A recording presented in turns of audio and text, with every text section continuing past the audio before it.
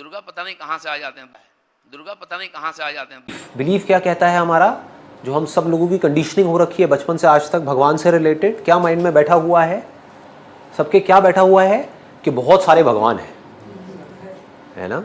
और लोग आपस में कंफ्यूज हुए पड़े हैं कि भाई मैं तो भगवान शिव का भक्त हूँ, तू किसका भक्त है, तू कृष्ण का भक्त है। अरे नहीं नहीं, कृष्ण तो इतना अच्छा भगवान नहीं है जितना कि भगवान शिव है।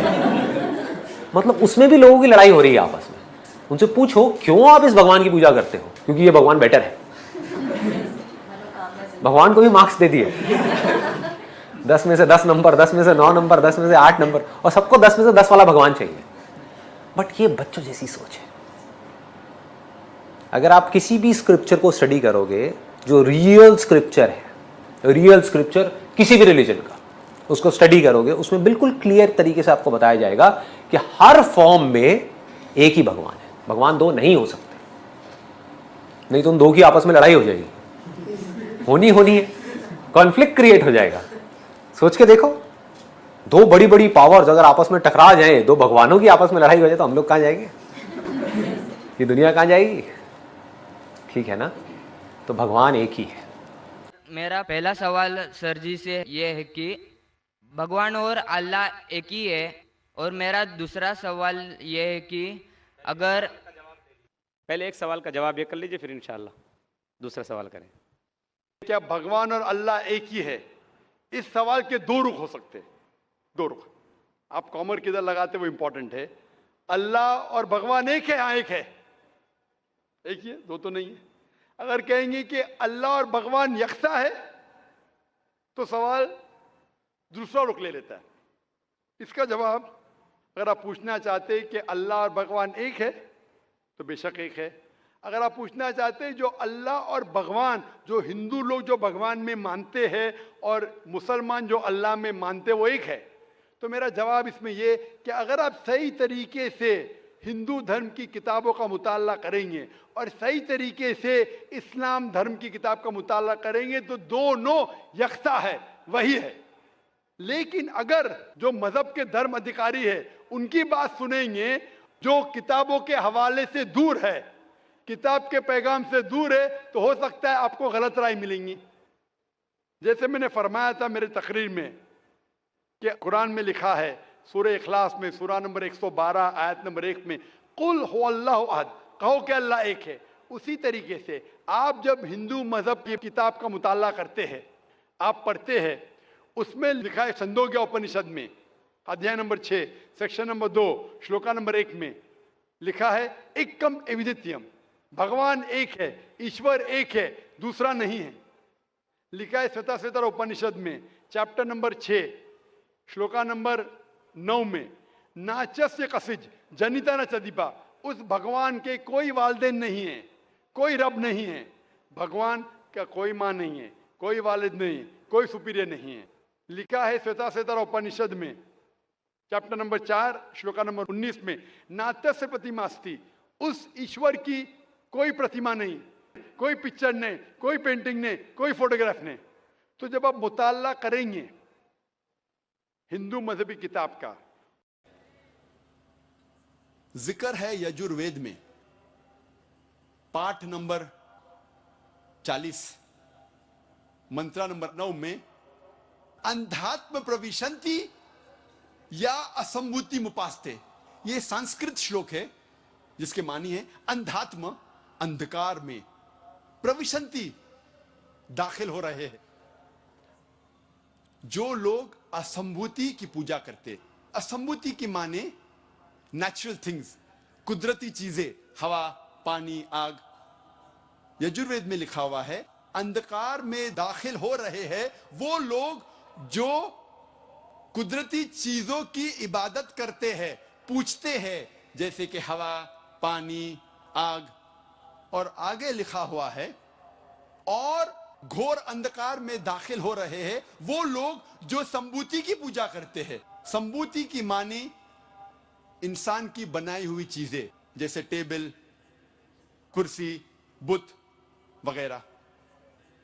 अगर आप कुदरती चीजों की इबादत करते हैं तो आप अंधकार में दाखिल हो रहे हैं। अगर आप बनाई हुई चीजों की इबादत करते हैं तो आप और घोर अंधकार में दाखिल हो रहे हैं।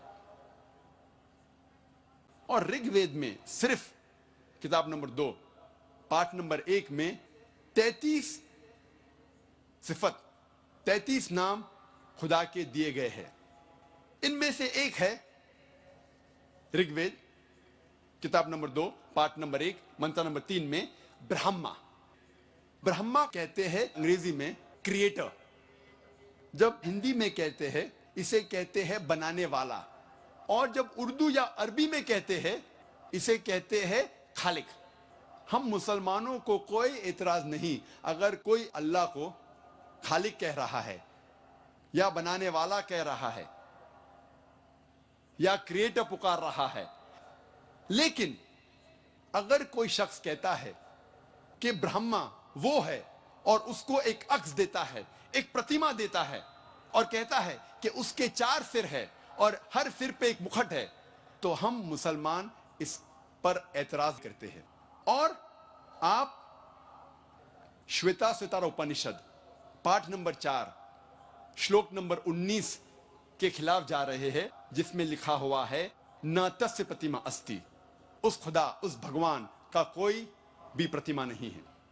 और एक नाम ऋग्वेद किताब नंबर 2 पाठ नंबर 1 मंत्र नंबर 3 में है विष्णु।